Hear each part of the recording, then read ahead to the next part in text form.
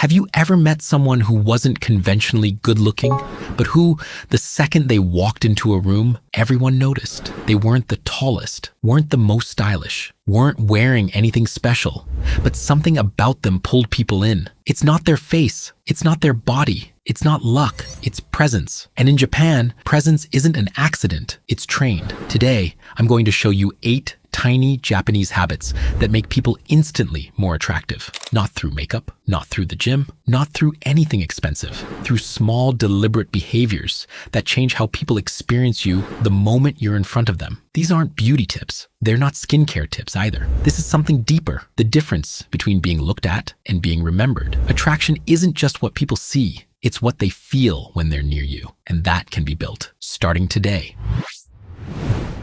The first habit is posture, but not the kind you're thinking of. Most people hear posture and picture standing up straight, shoulders back, chin up, stiff, forced, almost robotic. That's not it. In Japan, posture is trained through something much older, the principle of shizei, meaning form or carriage. It's not about rigidity. It's about alignment without tension. Spine long, shoulders relaxed, weight centered. Not performing confidence, but just occupying space without apology. Here's why it matters. Posture is read by other people in under a second before a word is spoken. Slouched shoulders signal fatigue, insecurity, low energy. Open, relaxed posture signals the opposite: ease, control, presence. And the strange part? You don't have to feel confident to do this. You have to do it. The feeling follows the form. Try this. Next time you walk into a room, lengthen your spine, drop your shoulders, and exhale. That's it. That one adjustment changes how you're perceived before you say a single word. The second habit is something Japan takes more seriously than almost anywhere else: stillness. Watch someone from Japan in conversation, and you'll notice something Western culture rarely teaches. They don't fidget to fill the silence. They let silence exist. Most people are terrified of pauses, so they fill them, tapping a foot, playing with their phone, talking too fast, too much, just to avoid discomfort. But stillness reads as control. Fidgeting reads as anxiety. Here's the psychology behind it. When someone moves erratically, our brain unconsciously files them as unpredictable, someone to be wary of. When someone is still, calm, grounded, our brain files them as safe. Safe people are the people we're drawn to. You don't need to become a statue. You need to stop performing busyness. Let your hands rest. Let a pause sit for 1 extra second before you respond. That 1 second of stillness does more to make you seem attractive than almost anything you could say. The third habit is eye contact, but the Japanese version is almost the opposite of what most confidence coaches teach. Western advice says, hold intense eye contact, don't look away, dominate the gaze. In Japan, the approach is softer, attentive eye contact with natural breaks. Look, then glance briefly away, then return, not avoidance. Rhythm. Why does this work better? Because unbroken, intense eye contact can actually read as aggressive or unsettling, but eye contact that flows naturally, present, then relaxed, then present again, reads as genuine interest without pressure. It says, I'm here with you, but I'm not trying to control this moment. That subtlety is what makes people feel comfortable around you instead of being scrutinized by you. And comfort is one of the most underrated ingredients in attraction.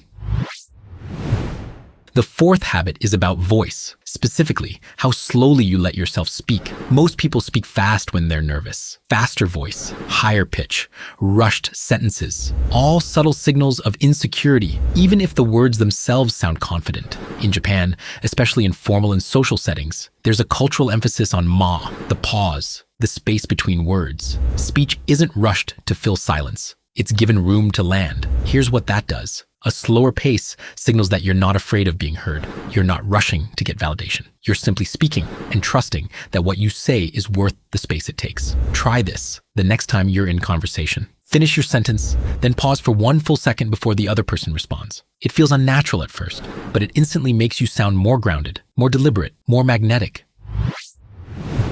The fifth habit is smaller than you'd expect, the slight bow, or more broadly, the habit of small acknowledgements. In Japan, small nods, slight bows, brief acknowledgements of another person's presence are built into daily interaction. Not big gestures, tiny ones. A nod when someone speaks, a brief bow when passing someone, a small acknowledgement that says, I see you. Most people, especially in fast-paced Western environments, move through interactions without ever truly acknowledging the people around them. Eyes on their phone, distracted, present physically, absent everywhere else. People are drawn to those who make them feel seen. It costs nothing. A nod, a brief smile, a moment of eye contact when someone speaks to you rather than glancing at your phone. This single habit, full presence in small moments, is one of the most attractive things a person can offer because it's the thing almost no one gives anymore. The sixth habit is grooming, but not in the way you'd assume. Japanese grooming culture isn't about extravagance. It's about precision, clean, well-maintained, understated, trimmed nails, ironed clothes, even simple ones, neat hair, even if it's not styled elaborately. The principle isn't look expensive, it's look intentional. Here's why that matters more than people realize. When your appearance looks cared for, even in a basic outfit, it signals discipline and self-respect. And people unconsciously read self-respect as a sign of how you'll treat them. You don't need new clothes. You don't need a new haircut. You need 5 extra minutes to make sure what you already have looks deliberate, not accidental.